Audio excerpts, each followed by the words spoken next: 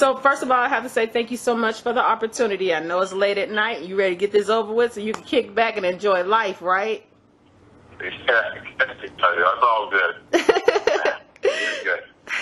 So here's my first question.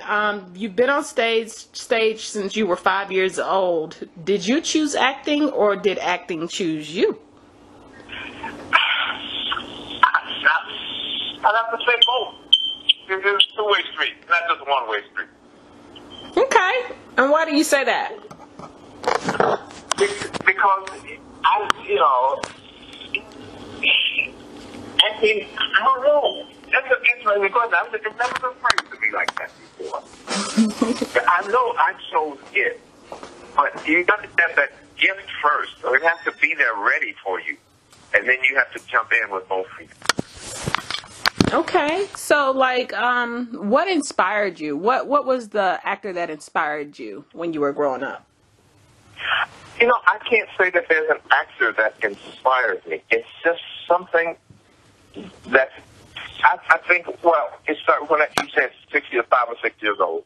I was in a kindergarten play, and I have 3 older brothers and sisters who are extremely popular, and my parents all both worked, and I never saw them much. I stayed with my grandparents a lot.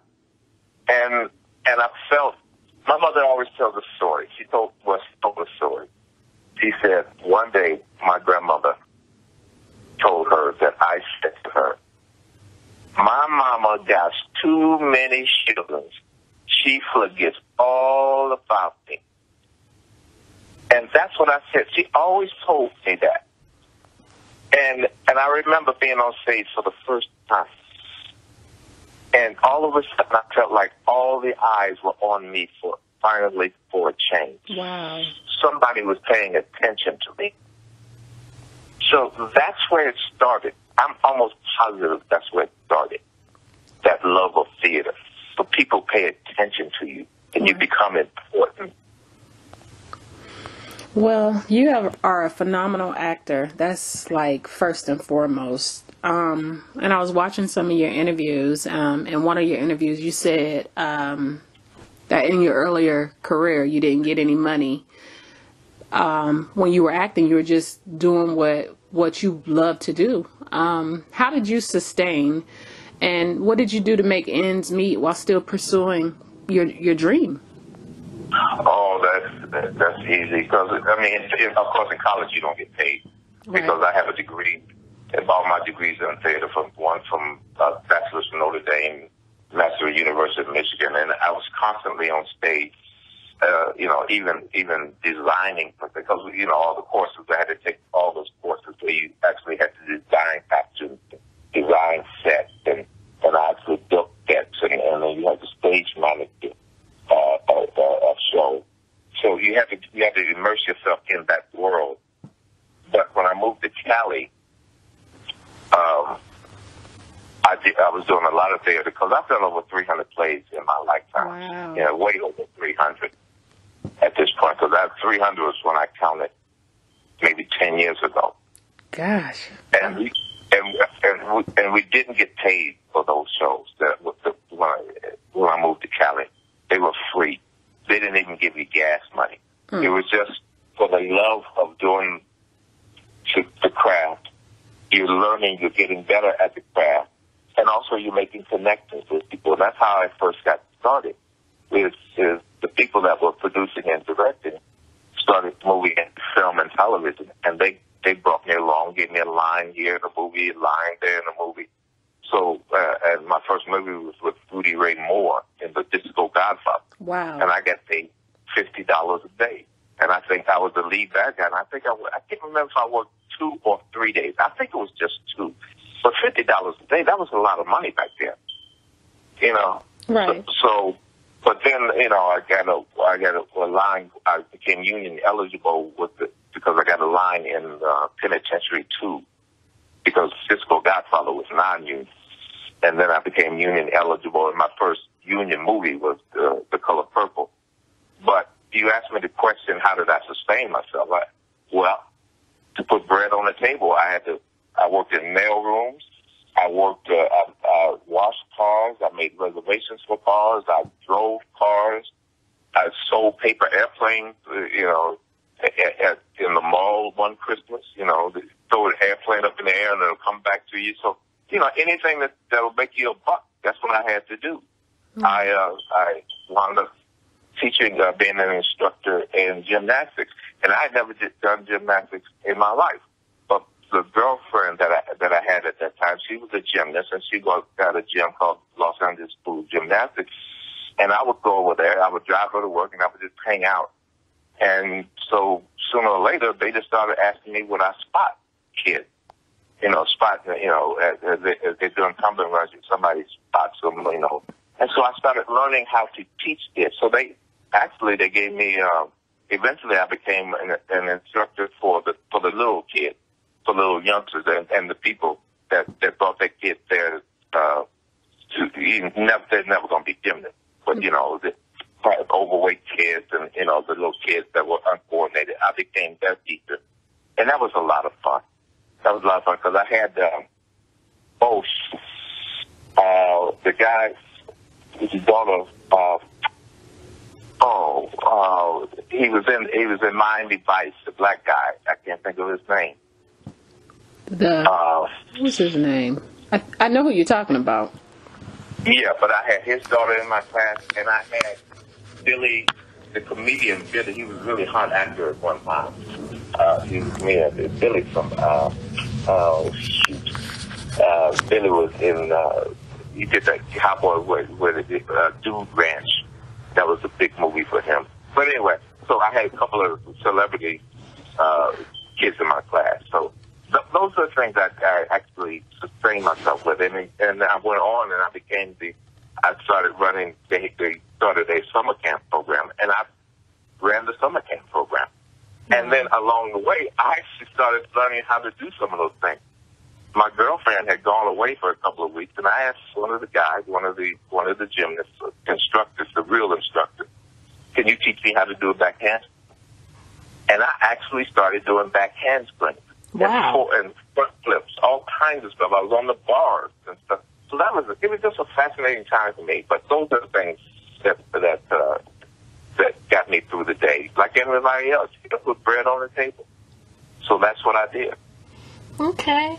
And you're writer, director, producer. You've been afforded some awe-inspiring opportunities, well over 300, like you said.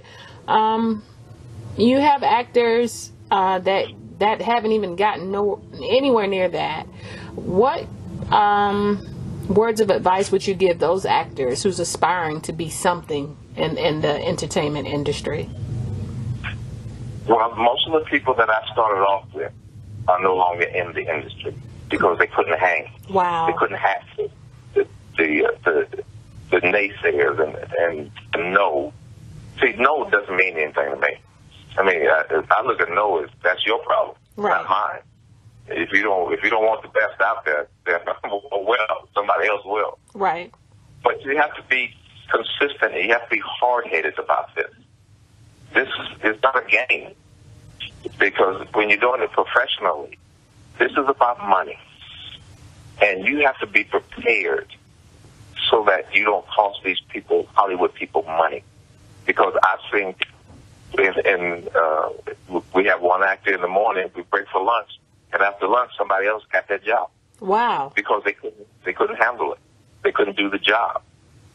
So they don't play. So you have to be prepared. You have to study. And that means, and be on time. That's important. Know your lines. Show up on time so that you have a leg up. I mean, I've been late one time in my whole life on a set. And because I'm always early. Because I don't want anybody, they always looking for an excuse not to like you anyway. Right. So there are certain things that you can control, like being on time. Well, one time I was doing an episode of ER, and the night before I had a flat tire. So I had called AAA, got the tire changed. On my way to work, another tire went flat. And of course I didn't have a spare because the night before I had a flat tire. So I had to call the studio and ask them, and we were working at Universal Studios. That's where that was being shot. And I was only like 15 minutes away from the studio. So I called and asked them. they did, and I got my car towed to the dealership to, so I was there. And I'm always so early that I was in makeup and in wardrobe, and I was 5 minutes late. And I mean literally 5 minutes late to getting on that set. And those people looked at me like I had eaten their last cake. Wow. They were so angry with me. How dare you make us wait? 5 minutes. But at the end of the day, I said, can somebody give me a ride to the car dealership to pick up my car? They said, no, we don't have any car. Now, we're talking about Universal. There are 1,000 cars on that lot. But it doesn't matter. Once they're done with you, they're done with you. Right. So it's all these little lessons that you have to learn, and you can't take it personally. Because one of my jobs I had, at one time, the last 9-to-5 job I had was I was one of the highest black executives in Hollywood. I was at TriStar Pictures, and I was the head of the post-production ancillary markets. And it was because of the fact that it came across my desk, I learned how decisions are made. I was able to go into the president's office, no appointment on that, just walk in his office, kick my feet up on the table, and just chit-chat 10, 15 minutes. How many black people can do that? None. Yes. And yet, at that point in my life, I was able to do that, and I was hanging out with those vice presidents, those presidents of the company. And so I got to see how decisions are made. And generally, it has nothing to do with talent. Right. It has to do with everything else. It has to do with who's sleeping with who's cousin, whose aunt, whose uncle, whose daughter, whose mother. When you walk in the door, if the producer had a fight with his wife in that morning and she was wearing pink and you walk through the door and you're wearing pink, your chances of you getting that job are damn near zero. Oh, my God. I mean, things like that, they actually happen. So I learned that. So after an audition, when I walk out that door, I generally forget about it because I know I've done my job. If they don't hire me, they don't hire. So my frustration as an actor is much less than other people because I know, because I've been privy to these things. That's crazy, but that's the name of the game, like you said. That's the name of the game. What is your favorite project that you've worked on? Oh, all of them. I cannot tell you a lot. When I walk onto a set, when I walk onto a stage, every time I do it, it's like it's brand new. Aww. And I get it. I don't care if I'm getting paid nothing or if I'm getting paid $50,000. It all feels the same to me. The excitement, it's where I come alive. So the projects that I have done, it's like 5 heartbeats. I love that. I love that stuff. That's one of my favorite films. But it took me to a different level. And also I had fun doing it. And I like the people I worked with, of course. And I've been fortunate and blessed in my life. I haven't had that many, haven't had to be around that many jerks. The projects that I worked on, the sets have all been pretty much non-chaotic. I've seen some chaos in on the fringes, and I've listened to a lot of people's stories about the chaos. But the stuff that I've done, people have been pretty good, So it's like Steve. How could you not love being in an action movie like that? This was Godfather, my first movie. It was my first movie, and I learned so much from that movie. How could I not like that? When Penitentiary II, the movie that made me union eligible, all I did was I was a referee. But it was being around. But Mr. T, that was his first movie, and to see Mr. T, they went and picked him up from the airport in a white limousine and brought him to the set. And seeing Mr. T get out that limousine, it was like, wow. One day, can I get to be in a limousine and being driven to the set one day? And all of that has happened for me. So every project, it teaches me something because I'm that person that never stays in my trailer.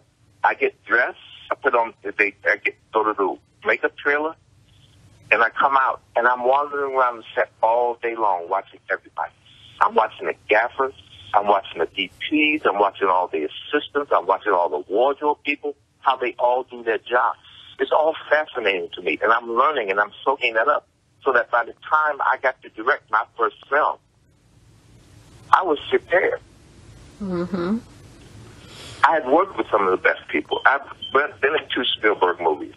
I'm one of the only actors in the world that's been in 2 different Spielberg movies. Wow. I've worked with Oliver Stone, Robert Townsend, Keenan Ivory Wayans, and all the rest of the great directors I've been privy to. At TriStar, I learned how to edit. I was thrown into that world.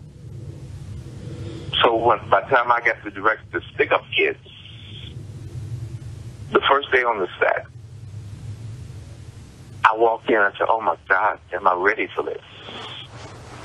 And the first take, I was questioning myself, and I walked up to the producer, and I said, "Tariq, how do you think we ought to do this?" And he looked at me and said, "You know what you're doing. Go do your job." And I thought to myself, I do know what I'm doing. And I had a producer that had my back, that never questioned what I was doing. Which was very... But you better not mess with me. Facts. You know, so it was like, yeah, and I had directed several commercials for MasterCard, and of course I had been directing theater, forever. So I knew how to work with actors.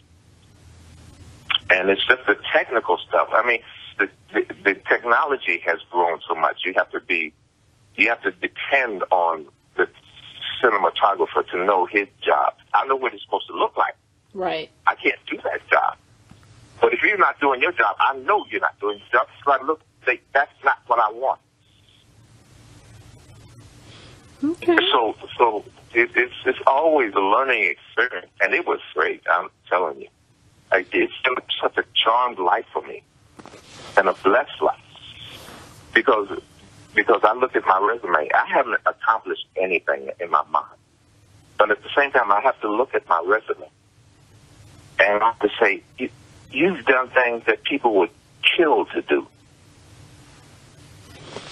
And so I have to sit back sometimes. I have to take myself away because, like I said, there are things that I want to do.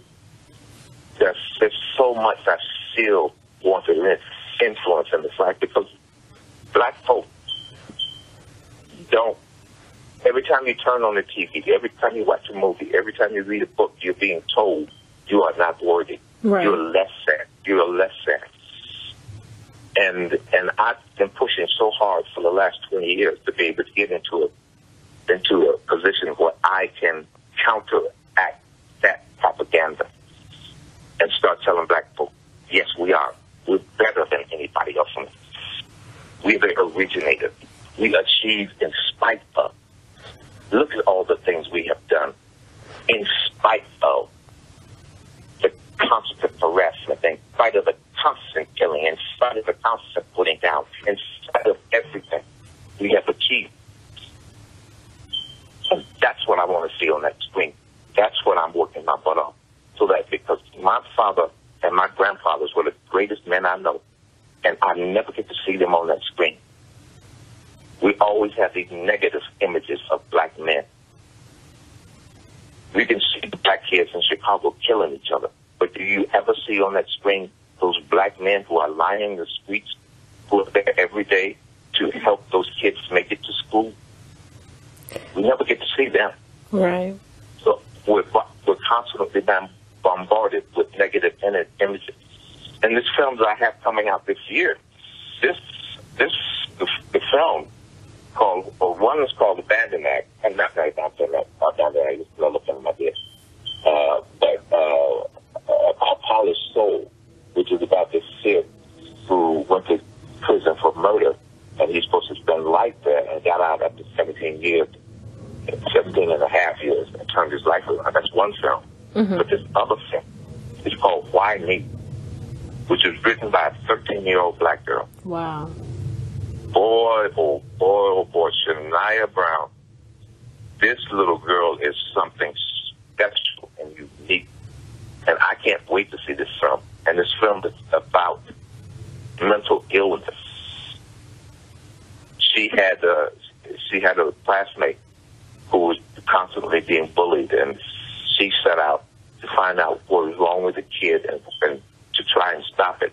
Mm-hmm. And she found out the kid had some kind of mental illness. But the film that she wrote is about bipolarism. Wow. And she wrote it in conjunction with her mother. And so Robert Parham, who's a two-time champion in mixed martial arts, directed it. He's now an actor and the director. He did a marvelous job. Cinda Williams, who was in Mo Better Blue and played Halle Berry's sister in the Dorothy Dandridge story. Cinda is just a marvelous actress and what a wonderful voice she had. But she plays my wife, and this film, and Shania plays the little girl in the movie, and she's just marvelous. This is such a brilliant little child. Excuse me. It's okay. That I'm excited about this movie. And I don't get excited about a lot of stuff, but this one I'm really excited about because I know the importance of this movie, and I know the importance of getting a story out there by this girl to inspire others to know what they can do. Mm-hmm.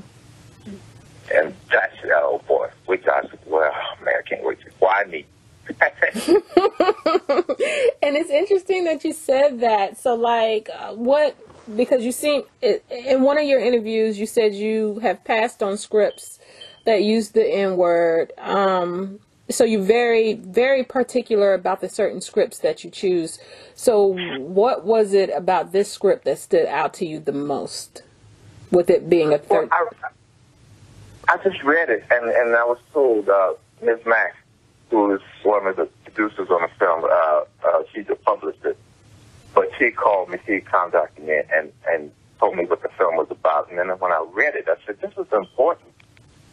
This is important to be seen. And it's funny that you say that because about me passing on films, because, yeah, I pass on film. I can't do August Wilson plays because that word is sprinkled liberally out throughout every play that he does, that he writes.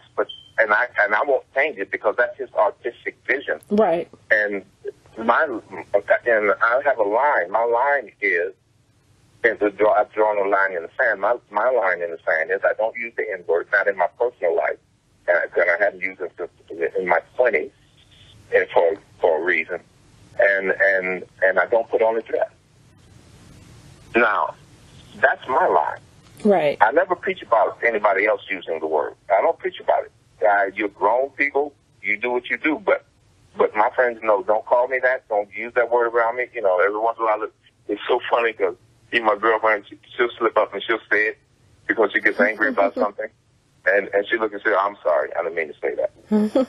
They all know, don't use it around me. Right. Even though I don't tell them you can't use it. No. I'm not going to preach to you about what grown people should be doing. I'm going to lead by example. Right. I'm going to tell you how I feel. But yeah, I've lost money. I turned down $1 million once. Wow. And that's only one time that I've turned down that kind of money. But I've turned down a lot of other money because there are things that I will and won't do because they're derogatory towards my people. Mm-hmm. And I won't be a party to that. Mm-hmm. So I've drawn the line in the sand. Money doesn't mean that much to me. Yes, I want to be paid, just like everybody else wants to be paid, yes. But my soul is worth more than all the money that has ever been in all the lifetimes that I ever worked. Now, I like that you said that you're very, very cognizant about things like that, and it brings me to my next question. And I know this is a sensitive topic, but I feel like you could answer it honestly. What are your thoughts on the case of Ahmaud Arbery?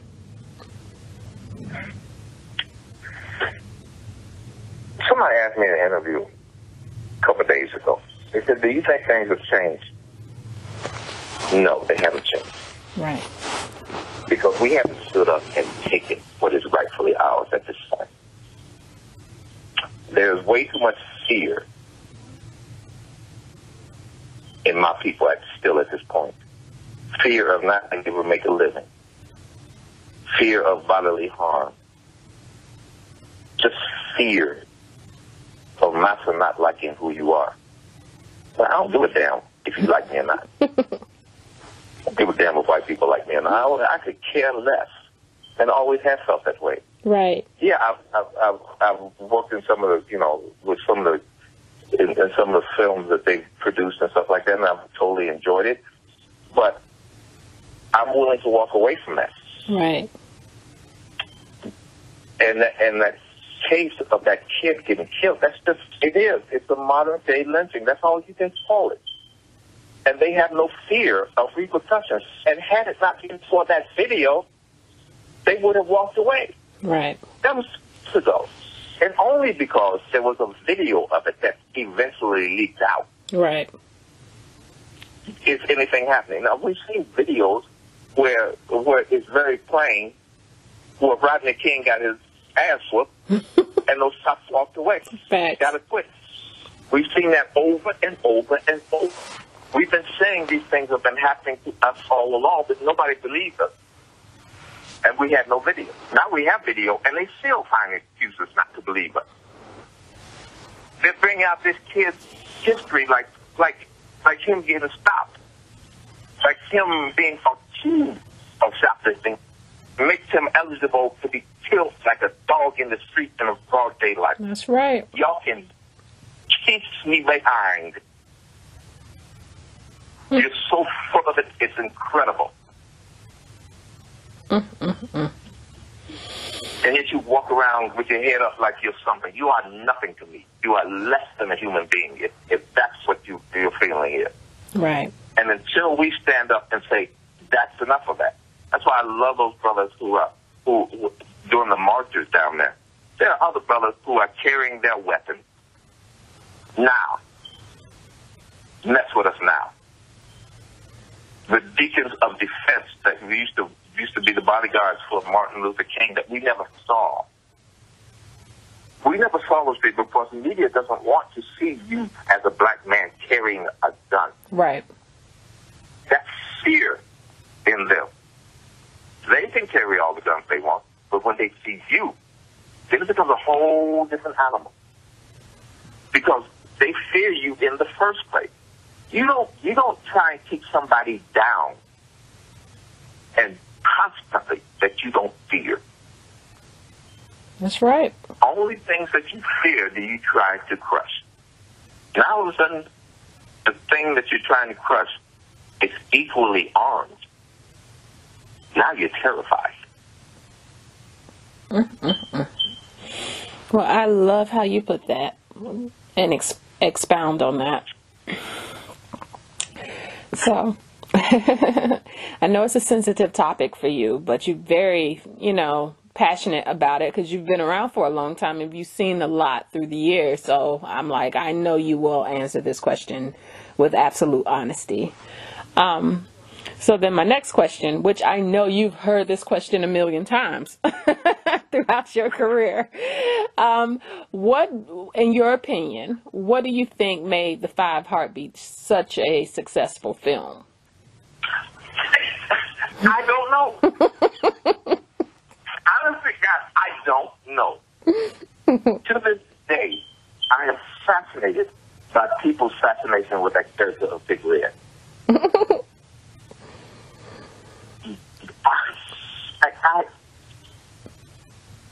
All I know is, this is what I know. I was making money, making a pretty good salary, really having a great time playing on that set. Because that's not for a living. I tell everybody in Heartbeat, I play for a living. Mm-hmm. And The Five Heartbeats, because Robert Townsend allowed me to do what I needed to do. I mean, yeah, he because I bring the kitchen sink for everything every character that I create, I bring the kitchen sink. And it's up to a good director to trim it down a little bit. Right. And that's what Robert did. But he didn't inhibit me in any way, shape, or form. Right. I mean, there are things, it's like the funeral scene. I wrote the funeral song. Wow. And that's direct from Shakespeare. Because in the original script, I wasn't a part of the funeral scene. Well, Ted Lance, who played the bartender in The Love Boat, Ted Lance gave me a scholarship to go study in London at the London Shakespeare Academy. So I went to school there, and I fell in love with Shakespeare's Richard III. And in Richard III, the king is killed by his son. I think it's something how to spell it, which is it's been so long since I've read it. But he gets killed, and at the funeral, he woos the king's wife over the king's casket, and he wins her. He becomes king, and she becomes his queen. Well, cut to years later, I'm back in L.A., and my backstory in my head, you know, this is not in the script or anything, but in my head, I'm thinking I'm so bad at Jimmy because Eleanor used to be mine. She was mine, and he stole her from me. So when we were in rehearsal, I wasn't in the funeral scene. Mm-hmm. And I went to Robert, and I said, Robert, I think I need to be in the funeral scene. And he said, yeah, you do. So when we were shooting the scene where Jimmy comes to my house in the morning, and on our way to shoot the church scene, the funeral scene that afternoon, the night before, I had written out this speech that I said I think I need to say to Eleanor. Mm-hmm. And I was holding it in my hands, and I didn't know Robert that well at the time. But I finally said, forget it. Robert's in the back seat, the producers, and she's sitting right behind me, the producers on the other side. And finally, I just took this piece of paper and handed it to Robert. I said, Robert, this is what I think I need to say. And Robert read it, and he said, yeah. And all he did was cut it down a little bit, because I, you know, as an actor, I wrote. I had to wrote a little bit extra. But what you see in that funeral scene is me, what I wrote, and that's straight from Shakespeare. Wow. Well, you know, that was phenomenal. So that's why I say, when you talk about what advice I give to kids, study, right. Watch, observe everything, because you don't know when you can take a piece of your life and put it into a script and elevate that script. That's right. But yeah, nobody knew that film was going to do what it did. Matter of fact, you know the film didn't make any money in the movie theater. Right. It made $5 million, and then they pulled it out of the movie theater. But once it hit video, it just shook off. And I have 5- and 6-year-old kids come up to me who know that movie because their aunts and uncles and mothers and fathers, sisters and brothers, they all watch the movie all the time, so therefore the kids watch the movie with them. Right. So it's like the movie came yesterday. I get people come up to me and ask me, don't you get tired of people saying that line? No. No, I don't. It's a blessing. Yes, it is. To have touched people in such a way that they remember what you did from 25 years ago. That's 1991. And they still remember, and they put a smile on their faces. So, no, that character, Big Red, I don't know what touched people about that character. I don't know. Big Red used to set people off. That is for sure. So it really is. It's like, wow. It puts a smile on my face every time. Every time. I have 2 more questions. It was something, you know, throughout this interview, there was one thing that I noticed that just kept coming up, or in my opinion, that you made yourself invaluable to the people that you worked with. It's like whatever lessons you learned coming into the industry, you made yourself invaluable to where you learned everything that you could. So whether it was writing or behind the lens, you were a part of it. How does that make you feel? It makes me feel good as a human being. Mm-hmm. I don't do it for anybody else. Right. I do it for me. Okay. Because that's who I am. Because I just want to learn. I want to be a part of something that uplifts humanity.